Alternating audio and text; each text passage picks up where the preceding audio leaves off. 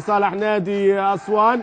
المباراة بالطبع بدأت تقل من خطورتها بالنسبة لنادي الزمالك، لكن نادي المرء يعود وقد هي يفعلها. جول جول جول جول!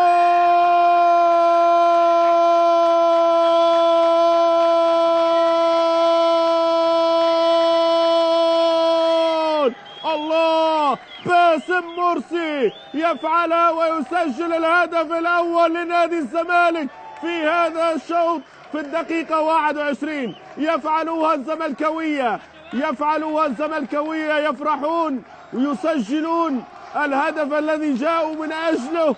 هو في هذه اللحظات يسجلوا هذا الهدف ليعطي التقدم للزمالك اللي يستحق الحقيقة، اللي بدأ بداية قوية في هذه المباراة. لعبها عمر جابر وحطها باسم مرسي في شباك محمود رضا، مسجلا على إثرها الهدف المباراة الأول. هدف يعطي للزمالك الثقة، يعطي للزمالك بالطبع الوضعية في هذا اللقاء، اللي يمسك المباراة واللي يركب الماتش على حساب أسوان. وبالطبع النقاط الثلاثة تصبح الآن تلوح في الأفق لنادي الزمالك.